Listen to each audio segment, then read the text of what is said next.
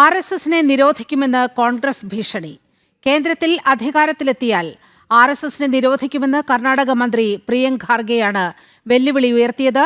കോൺഗ്രസ് ദേശീയ അധ്യക്ഷൻ മല്ലികാർജ്ജുൻ ഖാർഗെയുടെ മകനാണ് പ്രിയങ്ക്. കൂടുതൽ വിവരങ്ങളുമായി ഡൽഹിയിൽ നിന്ന് എസ് ശ്രീകാന്ത് ചേരുകയാണ്. ശ്രീകാന്ത്, ആർഎസ്എസിനെ ദേശവിരുദ്ധം എന്ന് പറഞ്ഞുകൊണ്ടാണ് ഈ വിമർശനം പ്രിയങ്ക് ഖാർഗെ ഉന്നയിച്ചിരിക്കുന്നത്.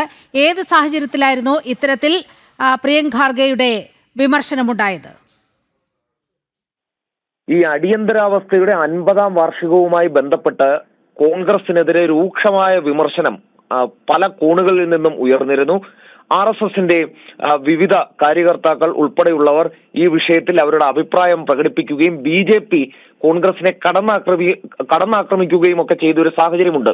ഈ പശ്ചാത്തലത്തിലാണ് കോൺഗ്രസ് ദേശീയ അധ്യക്ഷൻ കൂടിയായ മല്ലികാർജ്ജുൻ ഖാർഗെയുടെ മകൻ പ്രിയങ്ക് ഖാർഗെ ഇപ്പോൾ രംഗത്ത് വന്നത്.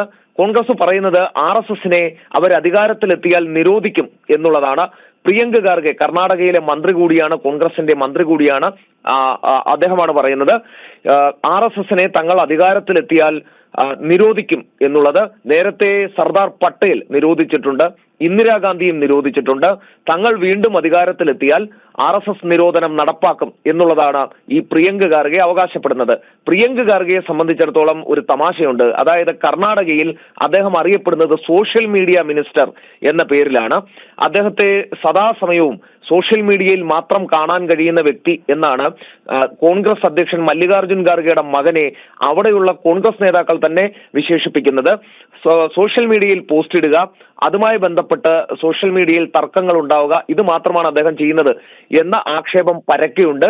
മാത്രമല്ല, ശ്രദ്ധ പിടിച്ചു പറ്റാനുള്ള അദ്ദേഹത്തിന്റെ ചില പൊടിക്കൈകളാണ് ഇത്തരത്തിലുള്ള പോസ്റ്റുകൾ എന്നുള്ള കാര്യവും കോൺഗ്രസിനുള്ളിൽ നിന്ന് തന്നെ ഉയരുകയും ചെയ്യുന്നതാണ്. അദ്ദേഹം ഇതുപോലെയുള്ള പോസ്റ്റുകൾ ഇടും, ആർഎസ്എസിനെ നിരോധിക്കും എന്ന് അദ്ദേഹം പറയുന്നത് ഇതാദ്യവുമായല്ല, പലതവണ അത് പറഞ്ഞിട്ടുമുണ്ട്.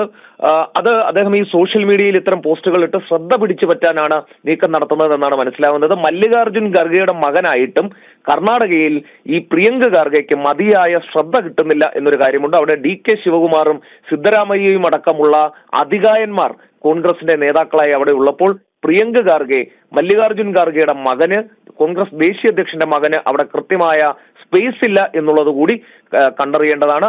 ആ പശ്ചാത്തലത്തിലാണ് ഈ പ്രിയങ്ക് ഖാർഗെ ഇത്തരം പ്രസ്താവനകളിലൂടെ ശ്രദ്ധ പിടിച്ചു പറ്റാൻ ശ്രമിക്കുന്നത്.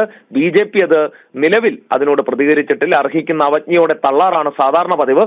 BJPയുടെ സാധാരണ പ്രവർത്തകർ സോഷ്യൽ മീഡിയയിൽ അതിന് മറുപടി നൽകാറുമുണ്ട് ഈ പ്രിയങ്ക് ഖാർഗെക്ക്. വീണ്ടും അദ്ദേഹം ഒരു തവണ കൂടി അദ്ദേഹത്തിന്റെ ഒരു വിദ്യ പുറത്തെടുത്തിരിക്കുന്നു, ശ്രദ്ധയിലേക്ക് വരാൻ ഒരു ശ്രമം നടത്തുകയും ചെയ്യുന്നു. ശ്രീകാന്ത്, ഇതിൽ ഏറ്റവും പരിഹാസ്യമായ സംഗതി എന്ന് പറയുന്നത് മല്ലികാർജ്ജുൻ ഖാർഗെക്ക് പോലും ഉറപ്പില്ല കോൺഗ്രസ് അധികാരത്തിൽ തിരിച്ചു വരുമെന്നൊക്കെ. അവരുടെ ഒരു വിദൂര സ്വപ്നം മാത്രമായാണ് അവശേഷിക്കുന്നത്. അപ്പോഴാണ് മകൻ ഇത്തരത്തിലൊരു പ്രസ്താവന നടത്തിയിരിക്കുന്നത്, കേന്ദ്രത്തിൽ അധികാരത്തിലെത്തിയാൽ ആർഎസ്എസിനെ നിരോധിക്കുമെന്നൊക്കെ. മാത്രവുമല്ല, ആർഎസ്എസ് വെറുപ്പ് പടർത്തുന്നു, മനുസ്മൃതിയാണ്, കോൺസ്റ്റിറ്റ്യൂഷൻ, ഭരണഘടനയേക്കാൾ കൂടുതൽ മനുസ്മൃതി ഉയർത്തിപ്പിടിക്കുന്നവരാണ് ആർഎസ്എസ് എന്നൊക്കെയുള്ള വാദഗതികളാണ് പ്രിയങ്ക് ഖാർഗെ മുന്നോട്ട് വെക്കുന്നത്. ഇതിൽ വളരെ കൃത്യമായ മറുപടി പ്രതീക്ഷിക്കാൻ കഴിയില്ലേ? അവിടെ സ്വാഭാവികമായും കർണാടകയിൽ BJP നേതൃത്വം ഇത്തരം പ്രസ്താവനകൾ നടത്തുന്ന കോൺഗ്രസ് നേതാക്കളെ ആ ഘട്ടത്തിൽ തന്നെ തിരിച്ചടി നൽകാറുണ്ട്, മറുപടിയും നൽകാറുണ്ട്. പക്ഷെ ഇതത്ര ഗൗരവത്തോടു കൂടി അവരാരും പ്രിയങ്ക് ഖാർഗെ പരിഗണിക്കാറില്ല എന്നുള്ളതാണ് വസ്തുത.